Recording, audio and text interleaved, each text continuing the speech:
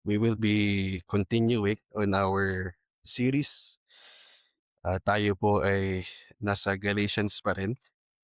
And I hope and pray na itawid tayo ng Panginoon as we study on Galatians chapter 1 verses 11 to 24.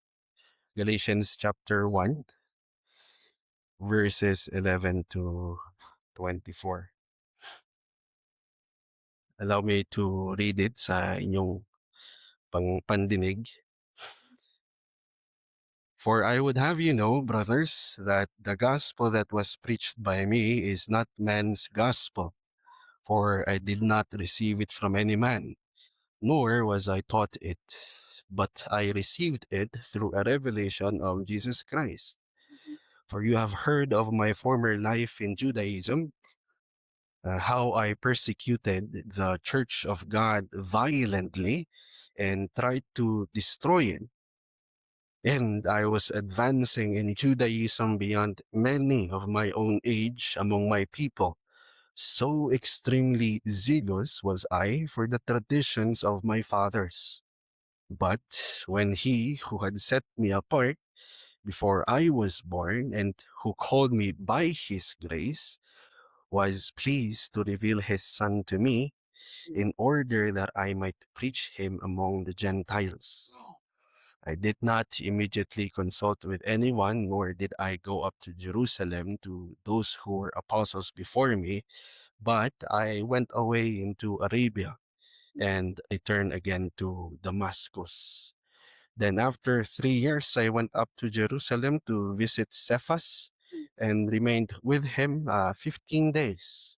But I saw none of the other apostles except James, the Lord's brother. In what I am writing to you before God, I do not lie.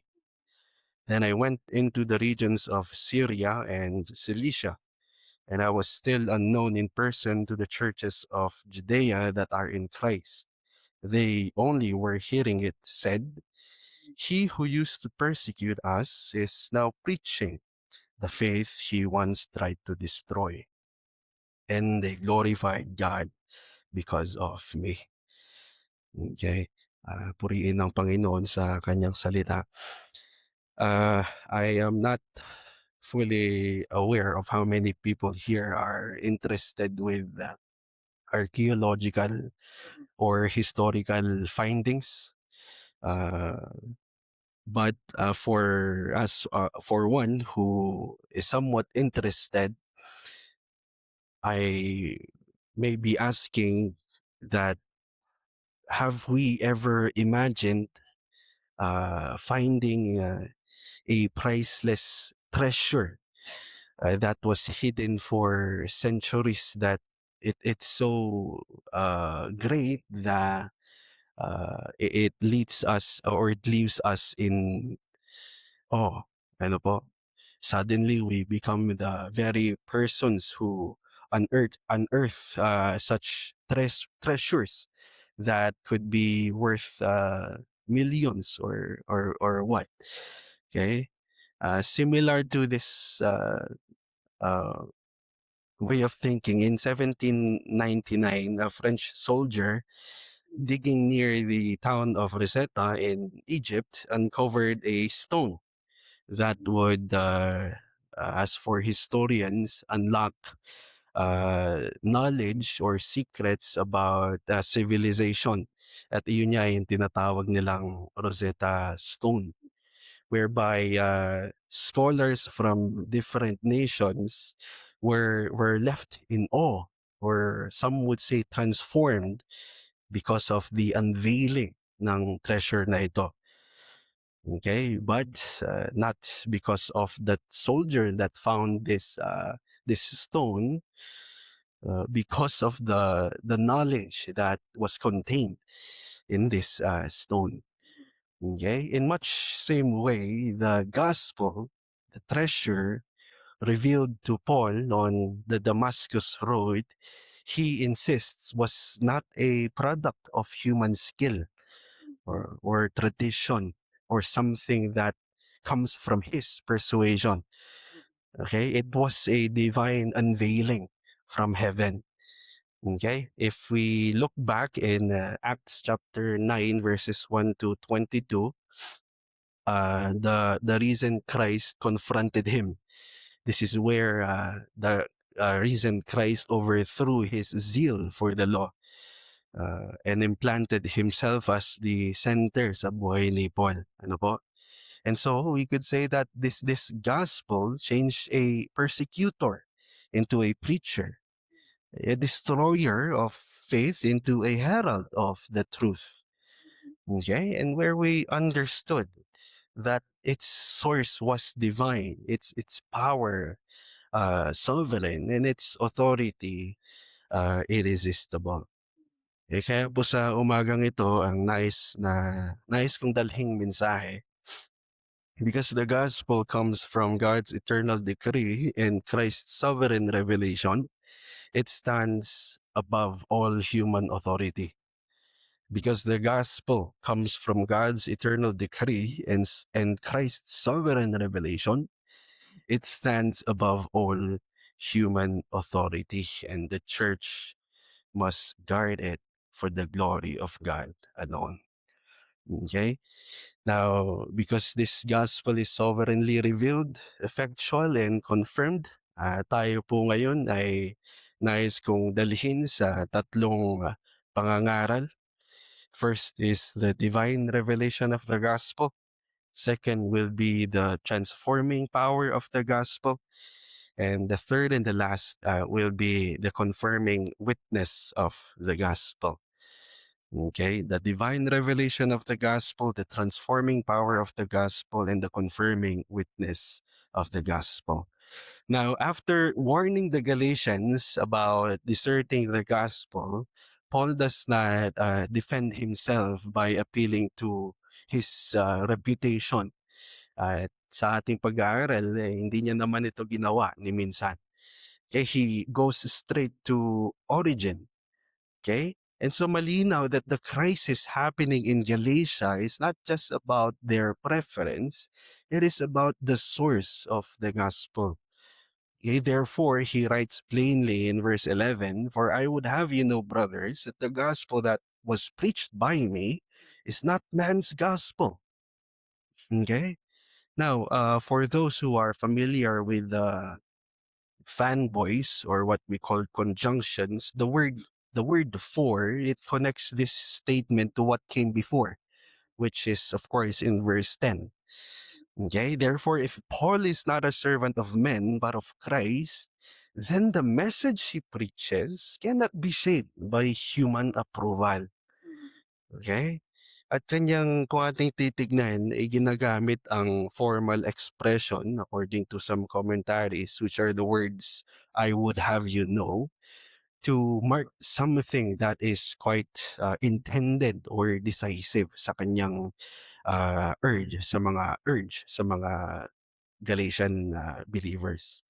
Okay, that to say that this is not just a passing remark, something that is just added in his letter.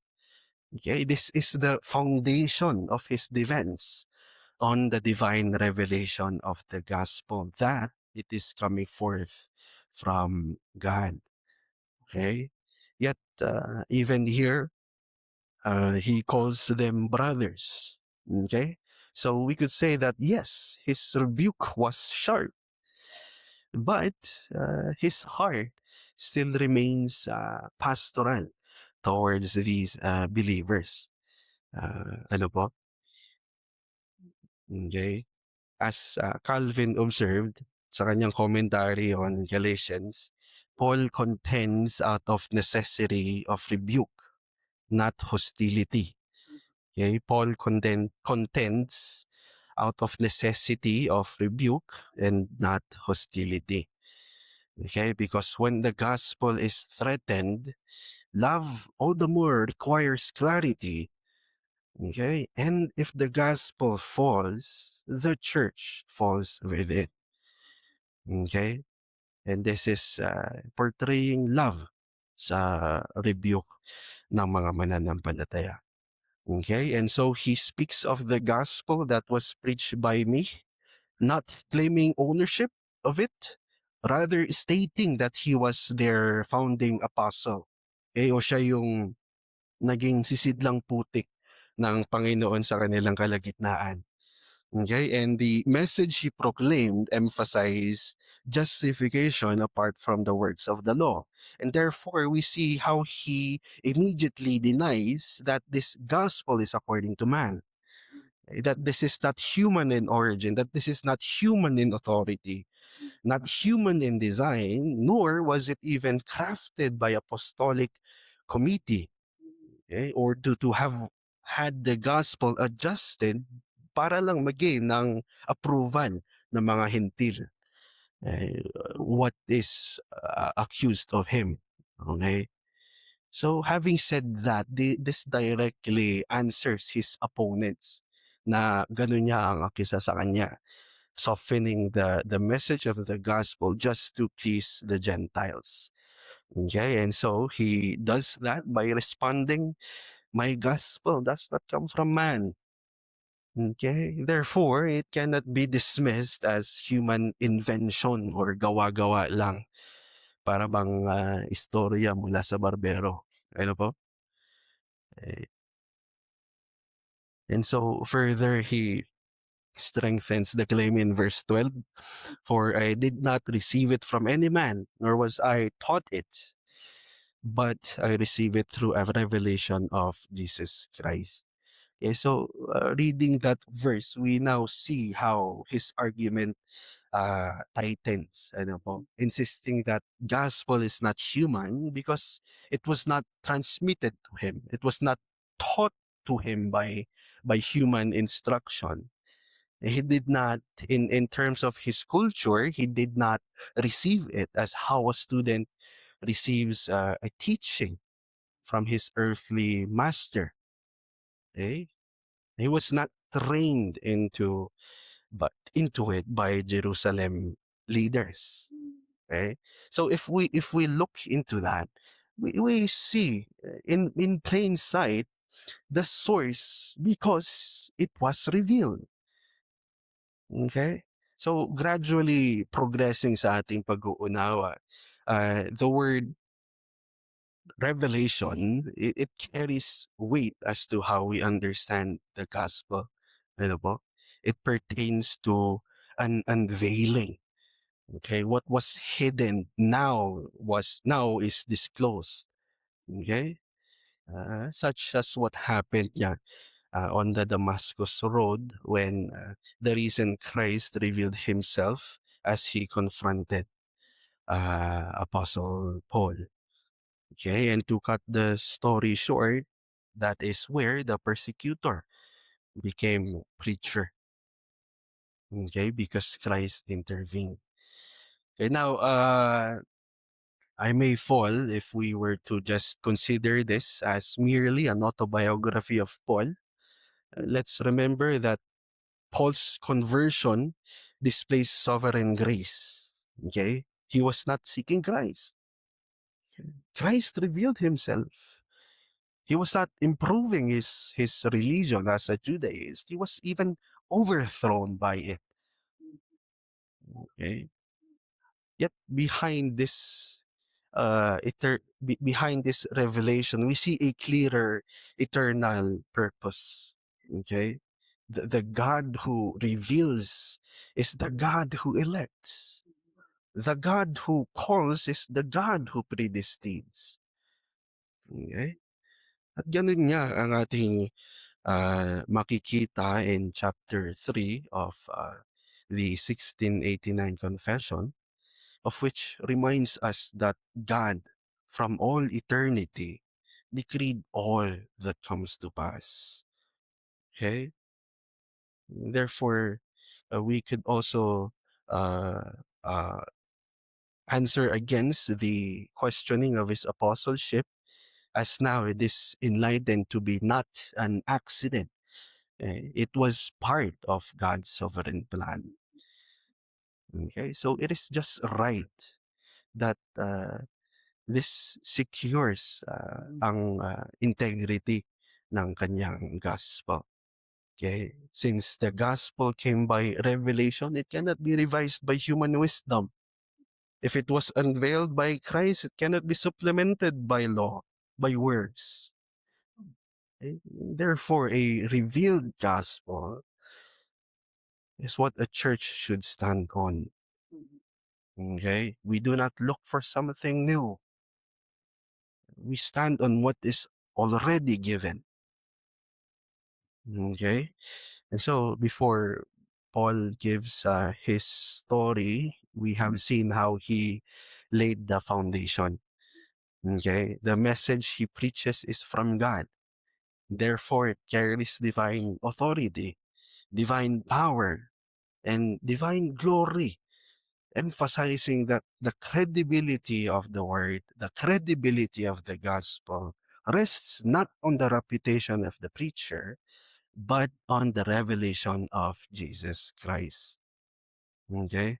So Galatians chapter 1, verses 11 to 12, it teaches us that gospel is not a human composition.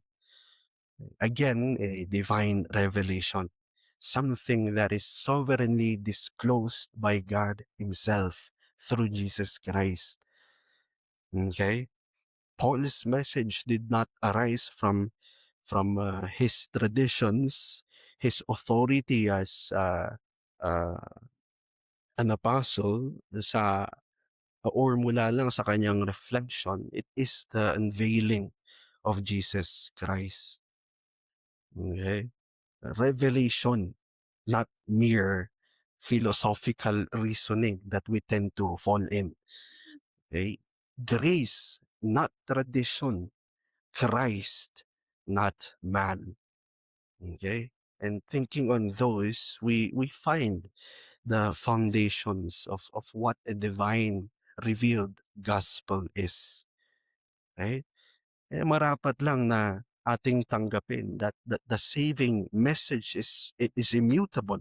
It is binding upon the conscience because it proceeds from God. Okay? Ating tatandaan that the church does not create the gospel. She receives it. She guards it. She receives and guards what God has revealed. Okay? Kaya sa ating pagtanggap, we must refuse to adjust doctrine for the sake of our cultural identity, for the sake of our traditions in our family, or to even treat word as something negotiable na para bang we can just select a portion of what we want to believe in. Okay? Since Christ revealed the gospel, we do not get to revise it. Okay? We are only led to submit our conscience to Scripture. Okay? And since our salvation then is clear that it began in God's divine initiative, let us then rest in the assurance on God's sovereignty. Okay. Subtle as it can be, may we reminded that we are not editors. We are stewards, rather. Okay. According to the language of the Puritans, the church is the pillar and buttress of the truth, not its editor. We confess, we do not compose. Okay? The church is the pillar and buttress of the truth, not its editor. And so we confess, we do not compose. Okay? Now, if the gospel is divinely revealed, then its power must be seen. Okay? And in Paul's own life, we see the transition between revelation going to transformation. Okay, that's on to our second point, the transforming power of the gospel. Okay, so having declared sa verses 11 to 12 that the gospel he preached was not according to man, that he neither received it from man nor was taught it by man, but received it through a revelation of Jesus Christ. Paul now moves from his assertion to the believers to demonstration of the gospel.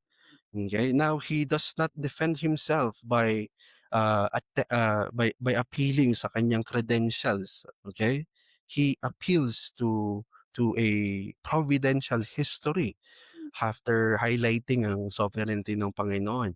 Okay, to what God actually did in his life. Okay, now if the gospel were man-made, it would arise from human development or human ambition. Okay, but let it be clear that Paul's life was moving in the opposite direction. Okay. Now in verse 13, you have heard of my former way of life in Judaism.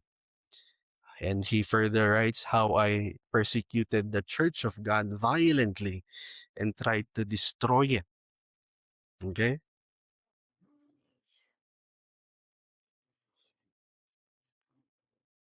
He begins with what is publicly displayed or publicly known. And as we know, his former life was not hidden. It was defined by Judaism, and not merely as his ethnicity. He stood fully within that system. Okay, kaya masasabi natin he was not marginal or an ordinary Jew. He was a devoted one. Okay, but again, let it be clear, the phrase former way of life, this signals discontinuity. Okay, ang ganitong buhay ay may pagtigil. Okay? Thus, emphasizing something that was significant na nangyari sa kanyang buhay. Okay? So, although he remains a Jew by birth, he no longer locates himself within Judaism. Okay? As the sphere of what he formerly thought as a saving righteousness. Okay? He intensifies this description kung ating titignan. He persecuted the Church of God and attempted to destroy it. Okay? Looking in the background of the Greek language to understand that more, the verbs dioko or katefago or persecute and destroy, this indicate a sustained hostility. Ano po? This is implying that it was not just ignorance, it was an intended aggression towards the people of God. Okay, which makes matters worse. Okay? The object of such violence or hostility, it was the church of God, the covenant assembly belonging to the Lord, the eschatological people of God. Okay? So we could say that his zeal was clearly an enmity against Christ. Okay? And so we come to understand that his persecution to the believers of God, to the people of God, it was fueled none other than his conviction. Okay? And malinaw na sinasabi yan sa verse 14. I was advancing in Judaism beyond many of my own age among my people, being extremely zealous for the traditions of my fathers. He was excelling, progressing beyond his peers. Even his reputation was increasing. Okay? As a Pharisee that is trained in strict interpretation of the law, nasa kanya na lahat ng seriousness.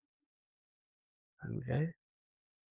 At kung ating iisipin if the story ended there, we would only see religious brilliance joined with spiritual blindness. Like a mad man holding a sword, he possessed zeal without true knowledge of Jesus Christ. Okay? But then again, redemptive history, it does not hinge on human progress. It unfolds according to divine decree. Okay? And so we read, but when he who had set me apart before I was born who called me by his grace was pleased in verse 15. Okay, now that word but, it marks the overruling of sovereign grace on human rebellion. Ano po? Which leads Paul to interpret his conversion through doctrine of election. God had set him apart from his mother's womb. It signals something we see as a divine consecration rooted in eternal purpose. Okay? And so he highlights God called me by his grace. Okay? And which, as we understand, this is not just a general outward call, but rather an effectual call. Okay? So, the sovereign call of God. Okay? Now, here we understand that grace was not offered for Paul's consideration. It conquered his resistance, which is why his will was not coerced, but rather renewed. Okay? Here we see monergism in its clearest form. Ano po? So the way we understand how the grammar works, it makes God the actor in every part of his saving act. Okay? He set apart, he called, and he was pleased. Okay? Just as what we have learned in the last preaching, Paul contributes nothing but sin. Okay? Therefore, salvation is wholly in the divine works of God. Okay? Now, as we move forward, we can observe what was decreed in the eternity past in Paul's life now manifests in time. Okay, God was pleased to reveal his Son in me in order that I might preach him among the Gentiles. Okay, so the Damascus Road was not merely an emotional crisis as to uh, how my judges saw it when me and my batchmates played a role to play the conversion of Paul. It is more than that. It's revelation of Christ. Okay? The crucified Jesus was unveiled as the exalted Son. Uh, And this revelation is not just merely an external information that we can know. It is an inward illumination that can save, that can transform. Okay? So the movement is clear. From persecution and religious progress to the eternal purpose of predestination, from predestination to effectual calling in time, and from effectual calling through revelation to proclamation among the nations. Okay? Sa atin po pagtanggap, because salvation is a work of divine initiative, we must stop boasting in our background. We must all the more be humble, not to say it was our decision.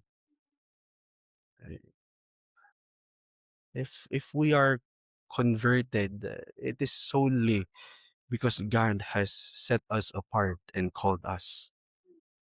Eh, And this also means that no sinner is beyond the reach of what we have called the effectual calling. Okay?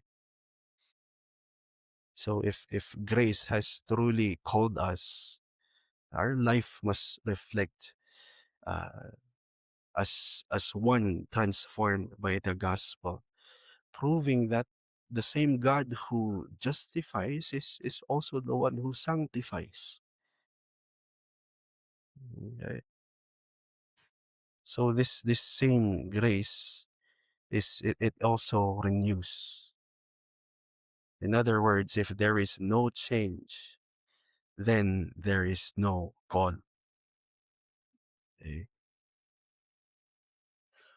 So if sovereign grace transformed Paul, then that grace could not remain hidden. It would be recognized and it would produce glory to God.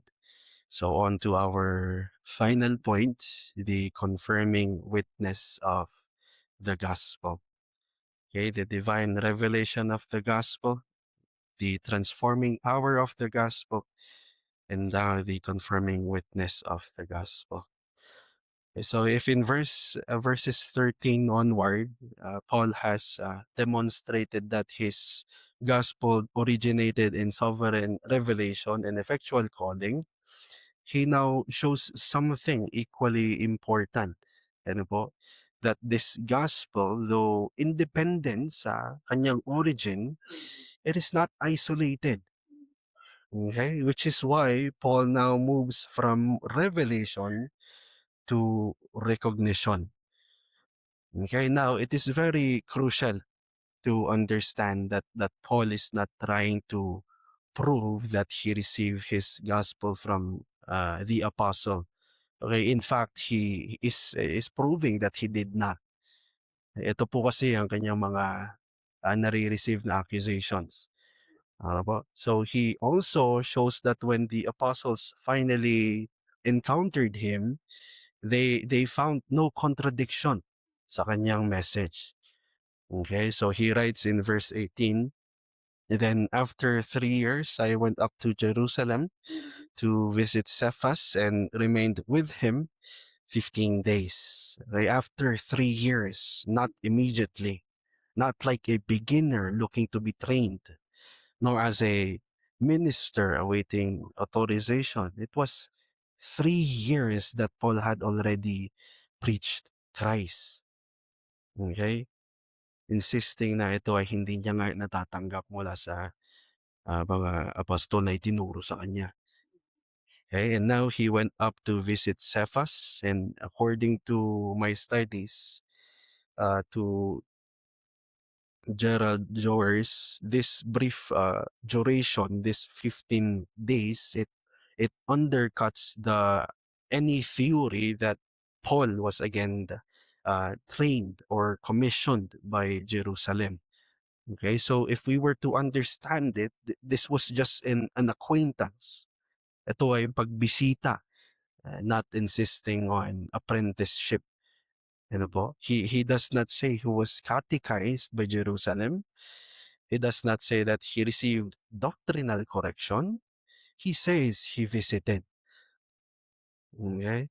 Kaya maaari na ang isang church ay ma-recognize ang isang calling, but it does not create it. Okay? And so he narrows the circle further. But I saw none of the other apostles except James, the Lord's brother. And now, if we notice, according to verse 19, his contact with apostolic leadership is minimal. Okay? And so it further strengthens, not weakens, his claim that his gospel came from revelation of Jesus Christ. Okay? Then after that, a solemn oath comes forth. In what I am writing to you before God, I do not lie. Okay, at ano nga ba ito? This solemn oath only affirms and shows that the integrity of his ministry, it is inseparable from the integrity of his message. Okay? If his history were fabricated, then his gospel, his teaching could be dismissed. And that is why he invokes God as uh, witness. What's at stake here is the revealed word, not just his personal interests or personal matters. Okay.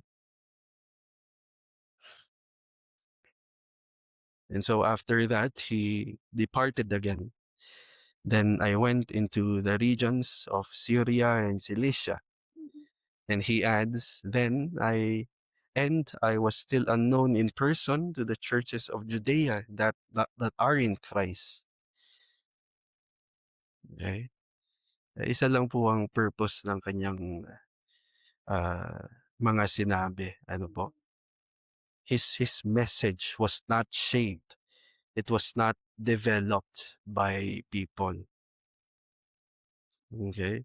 It was not formed in meetings with the apostles. Coming on to verse 24, it leads us to ask, how did the churches respond? Malinaw, they glorified God because of me. Okay?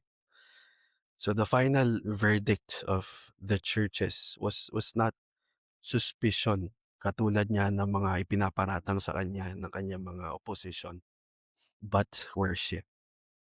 The final verdict of the churches was not suspicion, but worship. They did not glorify Paul. They glorified God. And this is the ultimate confirmation of uh, what an integrous gospel is. Okay? When it directs glory upward and not inward. Okay? So here we see the climax ng kanyang theology on Galatians. Revelation came from Christ. Transformation is displayed by sovereign grace. And recognition followed, producing glory to God alone. Okay? And allow me to also put here and state ang ating confession on ecclesiology in chapter 26. Christ alone is the head of the church. Christ alone is the head of the church. The church recognizes what Christ establishes. So authority originates in revelation, and acknowledging that, recognizing the gospel, it follows to worship. It follows to submission. Okay. Verses 18 to 24 demonstrate that the gospel that Paul preached, though independent, it's fully recognized and confirmed. The transformative power of God's grace is evident. Okay? So the churches should glorify God, not man. This teaches us that true gospel ministry flows from God's eternal election, his effectual calling revealed in the Lord Jesus Christ.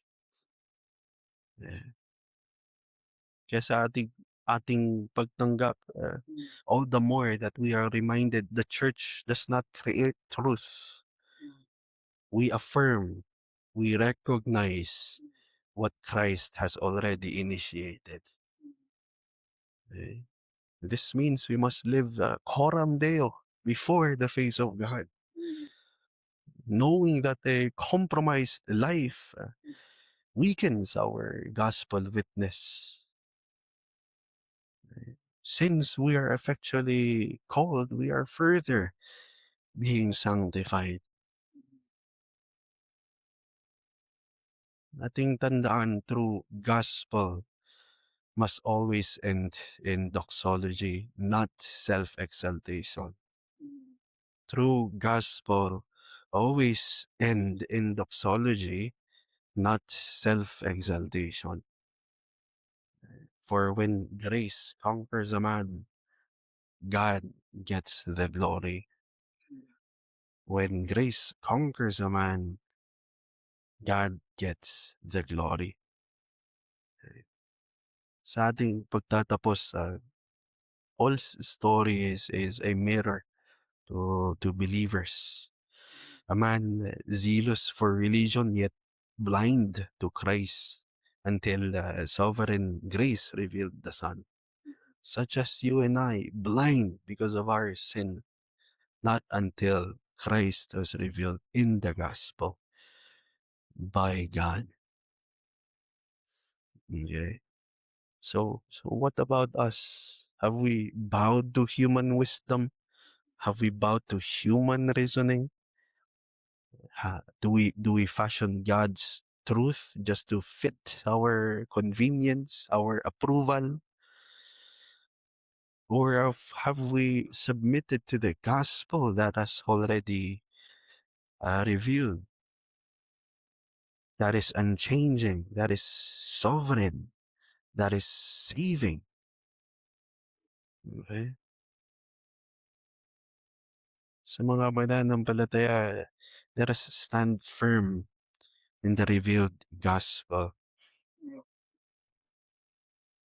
And for each and every one of us, let it be a call for having the word to shape our hearts, having the word to govern our zeal, having the word to guide our church.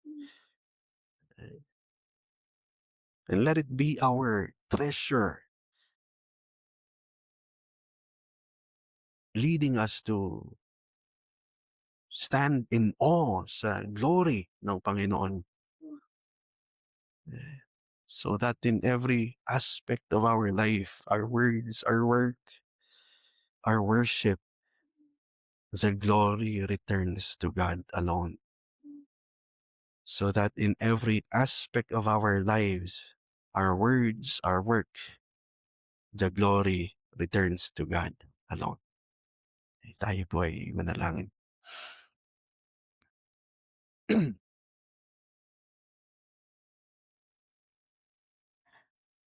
Sa inyong katotohanan, Panginoon, kami po ay naidadala sa pagpapakumbaba. Paano niyo po ipinapakita ang inyong kadakilaan, to be the wise, holy, yet merciful, sovereign God, drawing us out sa kapahamakan as you have revealed your gospel to us, allowing us to recognize and see the beauty of Christ's saving work to undeserving sinners such as all of us, O Lord. And may this bring glory alone sa inyong pangalan, as you are the one who orchestrated all of this, Father.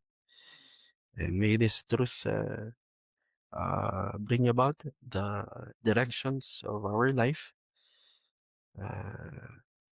walking closely and aiming towards